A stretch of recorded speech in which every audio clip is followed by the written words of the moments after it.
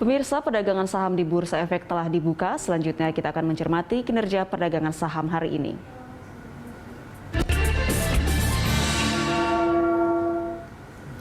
Selanjutnya, seperti apa pergerakan saham hari ini? Kita terhubung dengan Head of Online Trading Cipta Dana Sekuritas, Zabrina Raisa. Selamat pagi, Mbak Zabrina. Halo, selamat pagi Mbak. Baik, Mbak Zabrina, kita lihat tadi IHSG dibuka menguat dengan penguatan 0,27%, namun kemudian bergerak fluktuatif. Ini apakah disebabkan oleh sentimen domestik seperti kebijakan PPKM yang sudah kembali diperpanjang? Ya, untuk IHSG hari ini memang secara range kita prediksi IHSG akan bergerak dengan support di level 6.625 dan akan menuju di level 6.738 dengan kecenderungan IHSG harapannya akan ditutup mengalami penguatan, meski kalau kita lihat untuk pergerakan perdagangan di pagi hari ini IHSG cenderung pergerakannya fluktuatif.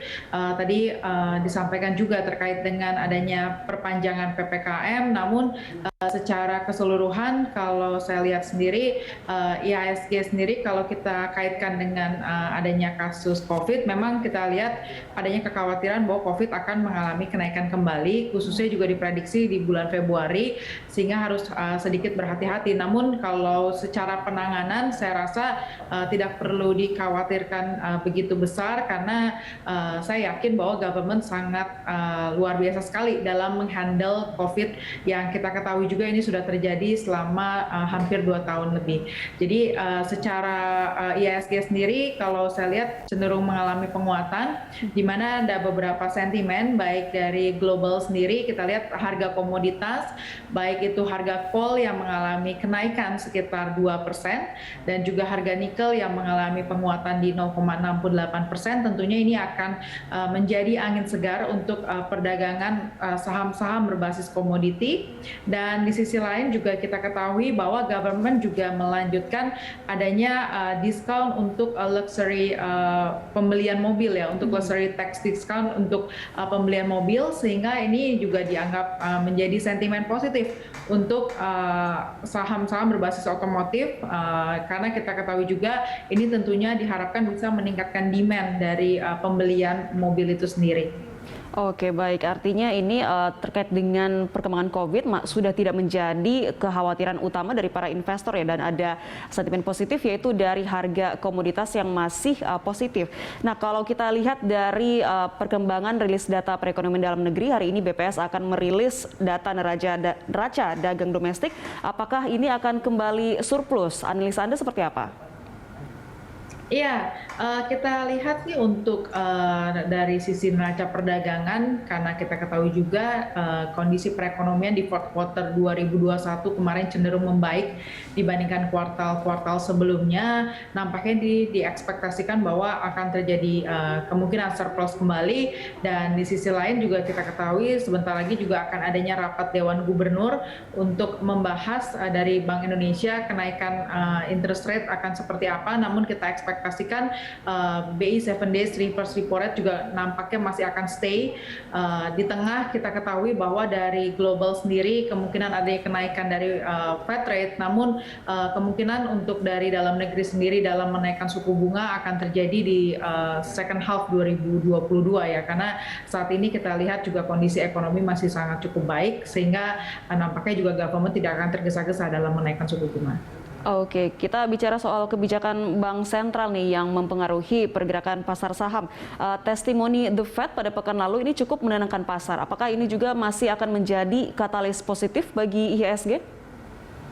Ya, tentunya, karena kita ketahui juga walaupun The Fed akan merencanakan kenaikan suku bunga karena kondisi inflasinya cenderung sudah sesuai dengan harapan dari pemerintah US, namun nampaknya ini juga sudah di price in ya oleh market gitu, karena di tahun 2021 hal ini juga sudah beberapa kali disampaikan oleh The Fed, sehingga nampaknya mungkin tidak menjadi surprise kembali untuk market, sehingga ini ya, tentunya akan menjadi katalis positif untuk pergerakan IHSG.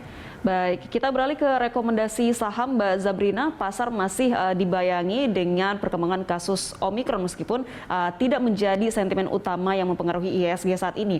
Nah, untuk perkembangan kasus Omikron sendiri, saham dari sektor mana saja yang diuntungkan?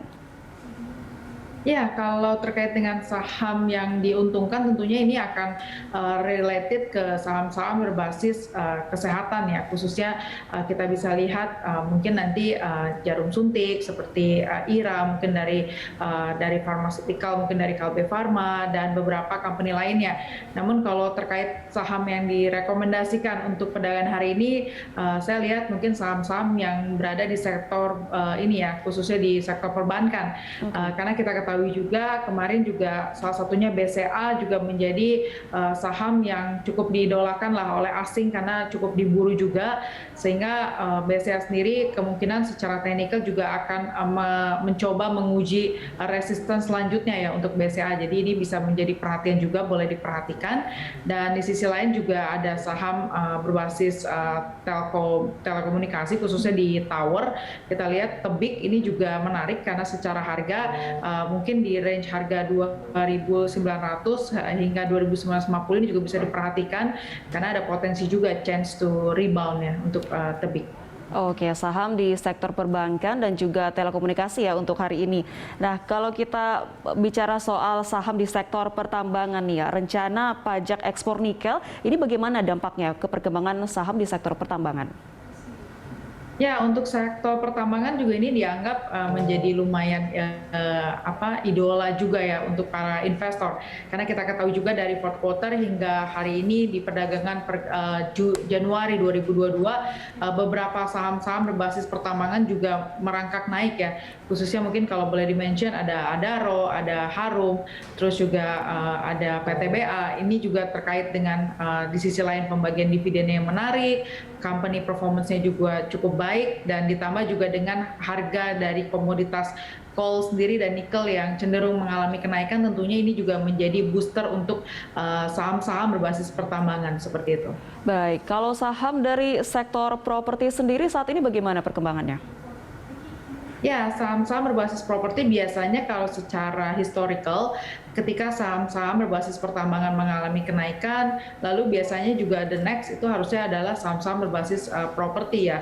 Nah, namun di sisi lain kita masih perhatikan juga dengan kasus COVID ini memang saham-saham berbasis properti sedikit dianggap ditinggalkan karena kita lihat juga masyarakat sendiri cenderung berfokus pada hal-hal yang bersifat primer gitu ya dibandingkan dengan pembelian dari sisi properti gitu. Jadi untuk properti mungkin nampaknya saat ini masih cenderung slow down.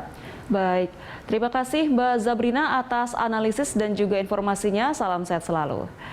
Pemirsa, demikian Head of Online Trading Ciptadana Sekuritas Zabrina Raisa. Bagaimana prospek rupiah awal pekan ini? Informasinya kami hadirkan langsung dari Dealing Room Bank BNI. Usai jeda.